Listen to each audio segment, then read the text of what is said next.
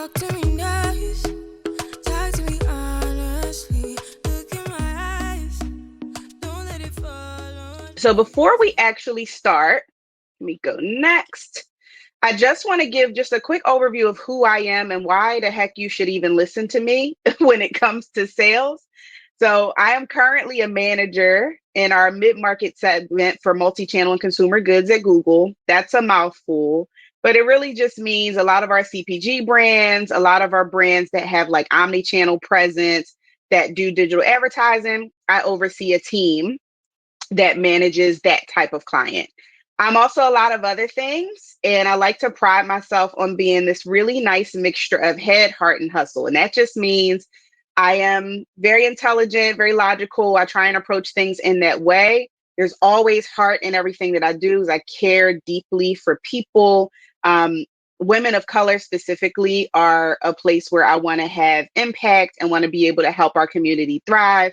And then the hustle really is all about get it done. Like get the bag, ladies. And you can see on the right side of the screen, I do a lot. I'm a mom of two. I'm a mentor and a coach, both officially, unofficially. Why you should listen to me is because I'm a sales leader. I currently lead a team of 12 sellers, and my portfolio is about $430 million annually right now.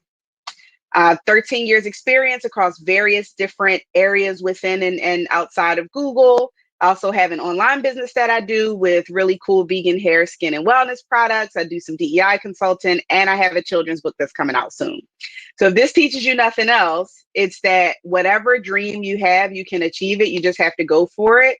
And multiple streams of income is the way to go. Now, that's not what this talk is about, but I figured I'd throw that in there. So let's start with just a quick little story about me. I got into sales about officially about 8 years ago. And getting into sales for me meant that I was a very junior, I was an account strategist, I had a huge book of business. And this is sort of what my day felt like to me. It felt like I had all these clients that I needed to talk to, and all these clients had all these stakeholders. And it was really, really overwhelming for me to try and figure out within these 50 clients that they assigned this junior person who didn't really know what was going on. I felt like I needed to treat them all equally. And even back then, I started having this idea or this thought around how do I better prioritize my time and my efforts to get the greatest impact? And so I came up with this concept. And if any of you were at Sisters in Sales last year, this will be very familiar to you because I talked about the same concept last year as well. So, in addition to having 50 clients that I wasn't sure who I should talk to, what the opportunity was, I didn't know how to assess that. When I asked people, how should I prioritize my book? This is what I got: 50,000 frameworks. There were frameworks with, three different acronyms. There were pyramids, there were quadrants, there were spreadsheets, there were all these definitions and acronyms. And again, overwhelming. So for someone who is either new to sales or trying to shift into a more scaled book of business, it's near impossible because there isn't any real clear, simple guidance on how to prioritize your time and your effort. So I started thinking through how do I do that for myself? Because everybody had a different answer, which is evident in how many frameworks we have. First things first, as I started to dig into what is the best way for me to prioritize my business, the number one thing I needed to figure out how to get really good at was asking questions. I had to know who exactly my customer was. I had to know internally and externally when something was being transitioned to me, what is the level of opportunity? What does the potential look like? So those discovery conversations were huge. And that's a skill. That's not something that people just wake up knowing how to do. Effective questioning is key. So before you start doing any prioritization, go back to your leaders at your organization. Go look at different training tools. Go talk to other salespeople that you know about what effective questioning looks like, because you can't possibly can't possibly prioritize your book of business unless you know what the heck is going on in that book of business. Now, you'll see lots of Shonda Rhimes references throughout this whole thing because that's my girl. I love her. I'm all about women of color being out here living their best lives and thriving. And so Annalise Keating is really who I think of when I think of effective questioning. Nobody questions a witness like this woman right here. So learn how to question the witness. Learn how to find out all the pertinent information to help you make decisions. Now, once you have figured out how to get really good at effective questioning, this whole idea of prioritization for me boiled down out of all those frameworks and all the people that I spoke to and the many, many, many clients that I've worked with over the years. It really boiled down to two things. What is the opportunity and how hard is it going to be for me to get it?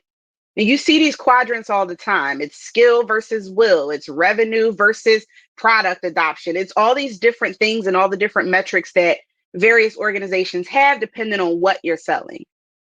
But at its core, when it comes to you driving the greatest impact, it has to be what is the opportunity truly and how difficult is it going to be for me to get it? So I've labeled that opportunity versus friction.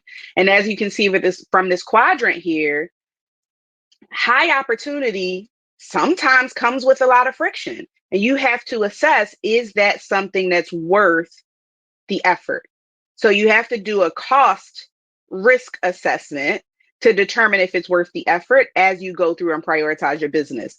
And I love that episode where these two women come together because to me, that's the perfect representation of opportunity versus friction because nobody goes after an opportunity like Miss Olivia Pope and nobody thrives in friction like Miss Annalise Keating. So I thought that was a good example. So let me go into a little bit more detail about what this means. And I'm sticking with my law analogy. This is really your witness testimony. When you're there and you're answering questions or you're asking questions, your effective questions, these are some of the things that you want to think about. When it comes to opportunity, is that client growing or declining? Is their demand for whatever it is that you're offering growing or declining? Are there obvious product diversification opportunities, places where what you're offering is going to help them expand what they're offering? Are they expanding in other ways, new product lines, new countries, new cities? Is there what we call share of wallet opportunity? Are they market conscious? Do they want to capture market share from the other people in their business that they're consistently competing against?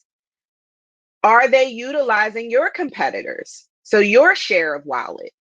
Are they utilizing your competitors? If I'm Google, I want to know, are my clients advertising on Facebook? Are they advertising on Snapchat? Are they advertising on Instagram, on TV, on billboards, on radio? I want to understand what my offering looks like in the landscape of what that particular client is using. Is their vertical growing? Is their industry growing? These are things outside of that specific client that you want to try and understand. And then for me, I'm always asking, have they fully utilized Google suite of products? Everything that we have to offer, even existing clients, are always an upsell opportunity. So these are questions that you want to try and ask yourself, and you want to develop really great, effective questions to go into discovery calls with your clients so that you can assess what that opportunity is. Now, when it comes to friction, it might be a little bit different than what you were thinking. Friction can be everything from, does this person even understand what you're offering, down to, does this person like you? Friction can be anything. So here are some questions that you might want to consider for friction. Has that client historically been receptive for me to Google's partnership? Have they historically been receptive when you or previous representatives at your company reached out? That's something to assess when it comes to friction. Are there technological limitations to whatever it is that you're offering? Can they actually use your offerings? Are they sophisticated enough to do so? Have they previously been engaged with your company, with other people who might have called on that particular client before? Are their decision makers bought into the partnership? Do they see value in what exactly you're offering? And for us, that would be digital media. all questions that you want to first ask yourself. You want to make sure that you're covering these in any internal transitions for your clients, and then repositioning some of these questions to help you have those discovery calls when you initially take over a particular book of business. So when I talk about cross-examination, this is really where the deep thinking comes in. And I'll explain what each of these buckets are, and then we can talk about some examples as well. If I am assessing a client's opportunity based on those questions that we just talked about and others that are specific to your industry, what does low opportunity versus low friction look like? What does high opportunity versus high friction look like? Quick descriptions of each. Low opportunity, low friction is simple. Not a lot to get there, but since it's, a relatively easy sell, low hanging fruit. Not a lot of opportunity, but really high friction. Then you want to determine how you work with those clients, if you work with those clients at all, because the opportunity cost, the cost of how much effort it's going to take for low return, is something that you always want to consider. High opportunity versus high friction. Sometimes, y'all, the biggest deals are going to be the hardest to close, and that's not a bad thing. The ones that are worthwhile, that are complex, that take a long time, that have multiple stakeholders, those are the ones that are going to have the highest friction, and you approach those differently, but those are the ones that you really go after. And then high opportunity, low friction, simple. If there's a big return, but it's not going to cost you a ton of effort for whatever reason, that's where you start. You get that going. You front load your ability to hit whatever your numbers are by starting with those high opportunity, low friction clients. In other words, high opportunity, low friction to me is like, I love a good murder mystery. I love law. I was on a debate team, and I love Shonda Rhimes and how she approaches drama and getting people invested in a show, and the characters were great. That was easy for me. I absolutely loved it. Easy, enjoyed every second of watching that show. For the people, not so much. I don't particularly care for the like cop side of law. I like the lawyers and the debates, but not the other side. And so that maybe not so much, but okay, I might watch it because it's Shonda Rhimes. But when I talk about high opportunity, high friction, I mean Scandal. I loved every second of it, but I felt guilty about loving it. Y'all know, y'all know. Olivia was amazing, but she was a mess. And so this is like how I try and categorize these things. If it's really good for me, go after it. And sometimes it's going to be a little bit of friction, and that's okay. Sometimes it's going to be a lot of friction, but if there's high return, then you want to go for it. So as you start to think through categorizing your book of business, some of you might be going after net new business. And so you're looking at prospects. You're trying to understand what a business cares about, who the stakeholders are, what that opportunity looks like before you ever meet that client. And maybe you have a really large book of prospects that you need to try and get through. But sometimes you have a small book of business. You only have a couple of clients. You only have a couple of stakeholders. But the logic is still sound, regardless of how many clients you have. When you start to think about your clients that are high opportunity and low friction, this is where you start. You start with those clients. They're going to be easier to close. There are going to be relationships that are either already established or they've expressed interest in whatever it is that you have to offer. Front load your impact. If you are going after a sales target like I am, you're likely being evaluated over a certain period of time. So front load that, right? Make sure you capture all of those high opportunity, lower friction deals and wins straight out of the gate. Next, your high opportunity, high friction. Those are likely to be the ones where you need to pull in executive stakeholders, where you need to spend time strategizing, where you need to do a bit more research, where you have obstacles that you need to overcome, where you need to deepen the relationship before you can go for the pitch. Lots of different reasons why there might be friction. If there are technological limitations, maybe you need to introduce them to a new technology solution before they can even take advantage of what you have to offer. All of these things make a huge difference. And that's why I put that one as yellow. You go after those first, right? You set the foundation for those high opportunity, high friction deals as soon as you can, because you're anticipating that you're going to have a bunch of obstacles to get through. You're going to have a bunch of hoops to jump through, lots of people you need to speak to, likely to be a longer process, and you need time to pivot. I think there's a workshop where there was a talk about pivoting. Those high opportunity, high friction opportunities, you have to leave room to pivot. You have to. Those are the ones that are going to throw you a curveball, and you need to be able to make adjustments so that you can still come out on top. So for me, I'll give you some examples of clients in the high opportunity, low friction category. There was an agency that I worked with years ago, 5, 6 years ago. I worked with them for a bit. I knew all the people at that agency. I was very familiar with a lot of their clients or their larger clients. Hadn't worked with them for 5 years. When they dropped back into my book of business, I knew that that was high opportunity, but really low friction because I already knew them. I already had good relationships with them. Every time I go to Miami, we go to dinner, right? That's an easy sell for me. I knew their clients. They were already bought into my credibility and my capabilities. So that was a place where I invested in that early because I knew it was going to come to fruition. And then I could shift my attention to a client who was high opportunity and really high friction. High opportunity, high friction. When I work directly with agencies, what that might look like is an agency partner who I hadn't worked with before, and they were skeptical about Google for whatever reason. Maybe they had had bad experiences with sales reps in the past. Maybe they had tried a solution that didn't work for them.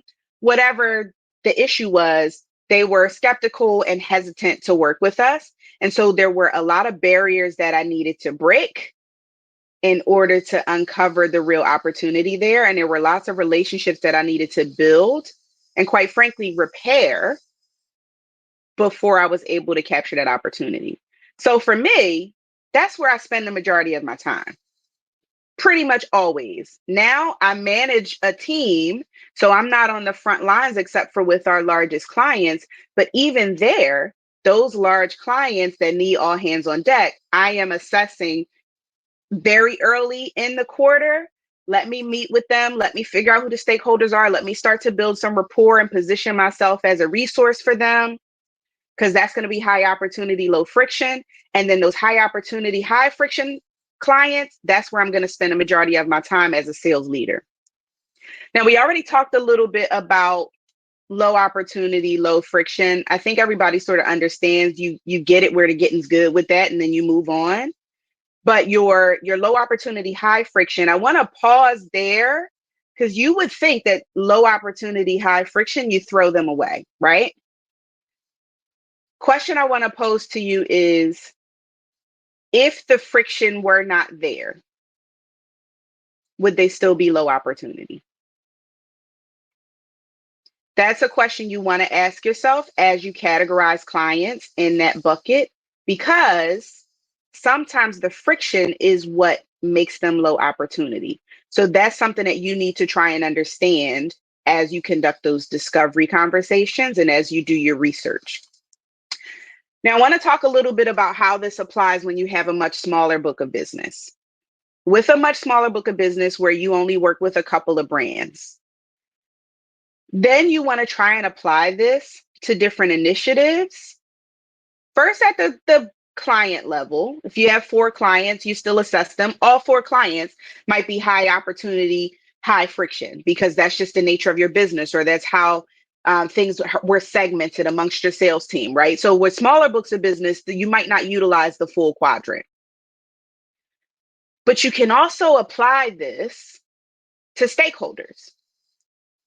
Building a relationship with this particular stakeholder, or working through everything that you need to do to complete a particular initiative, this is another way to think about that. Within one client, if there are 10 initiatives that this client wants to try and complete this year, sometimes it helps to categorize those initiatives and then also categorize those stakeholders so that you can determine where you're going to get the biggest bang for your buck. Okay, so just wanted to give that point because it is a little bit different than when you have a large, like, scale book of business. And then as you think about prospecting, because you don't have the relationships, that's already a tick against friction. So think through that as well if you're more new business or prospecting sales rather than growing existing client bases. Okay, so now as we sort of decide where are my biggest and best opportunities, where should I spend my time, who are those clients where I'm just going to have a couple of touch points or there's going to be more scaled communication, where are those clients where I'm going to have much deeper engagement because I need to break barriers. All of that, you can plot this out. And when I first developed this concept, I literally plotted this out on this quadrant the way that you see it today. And everywhere where it says client had the name of an agency. Highly recommend doing this. It's a really great visual. And then as you're going through business planning, for quarterly business planning, twice a year, annual, however you do it, set checkpoints for yourself to go back and reassess this. And here's a tip for those of us that have more strenuous performance evaluation processes. If you establish this early on, this is a data point to prove your progress and your impact. If you look back at this a month later, 3 months later, 6 months later, and you have moved your high opportunity, high friction clients into the high opportunity, low friction bucket, that's a really good case study. That's a really good success story for you to show your impact and show that the work that you're doing with your clients is deeper than just the numbers and it's deeper than just the metrics. And here's why. So that's just a little pro tip. And I've used it in this way myself. So what's the verdict? This is just quick little snippets of everything that I just said to recap, like what are the top things you need to do within each of these buckets. Starting with low opportunity, low friction, focus your energy on just the quick wins, the low hanging fruit. Build relationships with the C-suite because that's where you're going to uncover any opportunities that are not readily apparent. And then constantly reassess opportunity. Find different ways that you can be valuable to these clients. Are there resources that you have that you can send them at scale where you're still building rapport and you're making them happy, but it's not a lot of energy and effort on your part? For your high opportunity, low friction, tackle them early for quick wins and high impact, which we talked about. You definitely want to prioritize C-suite relationships here because you want to smooth the path to any big asks that you have. And then for them, you go the extra mile. You want to use any strategic value adds that you have, any resources that you have. Keep those clients happy because those are going to be the clients that come through for you in a pinch. Low opportunity, high friction, which is your bottom left, you deprioritize those for the most part, unless it's required for more breadth related targets. So at Google, some of our teams have revenue targets for sure, and that requires depth on our biggest clients. But then we also have some targets associated with different products being adopted or features being adopted. And for those, you might want to touch your whole book of business. So deprioritize them unless you need them for some of your breadth related targets and metrics. But you still want to prioritize at least your mid to low level relationships because those are the people that are going to say yes to the small wins. Those are the people that are implementing and executing day to day. And again, constantly reassess for any positive shifts in either the opportunity or the friction. Now, this last bucket, you got to tackle these opportunities first because you're anticipating hindrances, which we talked about. Surprisingly, I don't necessarily prioritize C-suite relationships right away with these clients. You would think so because those are the high-level decision makers. But here's what's important about this bucket that we haven't touched on yet. If you prioritize your mid-level relationships with these clients and figure out what the challenges are, you can create allies. Get those directors and those middle managers on your side so that when you do need to go to the C-suite, you have allies, you have people that are going to speak on your behalf, you have people who are going to push your initiatives when you're no longer in the room. Now, that's a little bit different than what you might intuitively think because it's the biggest opportunities, but I can promise you it works. It works tremendously to have those directors and other influential people at your clients or at your agency or whoever you're working with in the C-suite's ear when you're not around. Super helpful. And of course, go the extra mile for those clients. Throw everything that you possibly can at them because you want to make them happy and you want to show that you want to be a partner to them. Okay, this is the recap, and then we'll have some time for questions. I am open to any and all questions that you have, whether it be about a specific deal that you're working on, whether it be about a nuance that I didn't get to talk about today. I want to spend at least some time on questions, but let's do a quick closing argument. Start with effective questioning. Get really good at that. I cannot stress enough how important it is to be able to lead a conversation and uncover important information. Plan, prep, pitch. Plan, prep, pitch. Plan, prep, pitch. Plan, prep, pitch. Do it over and over and over and over and over again. Plan for your whole book of business. Prep your strategy across your entire book of business. Pitch the things at scale that need to happen at scale. Plan for individual top opportunities. Prep for those top opportunities. Pitch those top opportunities. Plan for how you're going to deal with the torso and the tail. Prep for how you're going to deal with the torso and the tail. Pitch the torso and the tail. Incredibly important to not think that the game is over once you do planning the first time or in the beginning of the year or the beginning of the quarter. Set those touch points for yourself. Next, the size of the business isn't always the same as the size of the prize. If the friction is too heavy, sometimes focusing on those low-hanging fruit and quick wins can close the gap for you a lot sooner, a lot faster, and certainly a lot easier. You always have to consider the opportunity and how hard it's going to be to get it. And that's going to be specific to your industry, your offering, and your book of business. There's no right answer to how to assess opportunity and friction. It's wholly dependent on all of those factors that will be unique to you. Spend your time and resources where you can have the biggest impact. I think that is pretty intuitive for all of us, but not always when it comes to client services or client-facing roles. Usually the loudest and most demanding clients get most of us. You have to be proactive and you have to be the leader of your business and how you approach your business. You can't let the loudest or the squeaky wheel get all the oil. And then lastly, this is just one way to do it. I came up with this because other frameworks that I had come across didn't feel right to me. And so if this doesn't feel right to you, take what you can and apply it to something that works for you. Another pro tip for women of color who have to constantly prove themselves in our workplaces and have to be amazing at our job in order to get ahead. Once you figure out what works for you, scale it. Take what you learned from me. Take those other 5 frameworks. Take little pieces of it. Build your own plan, the way that you do it, the way that works for you, and then pitch it to the rest of your team because maybe it'll work for them too. Then you're a leader, then you're innovative, then you're impacting the team at scale, and that looks really good when it comes to your career progression.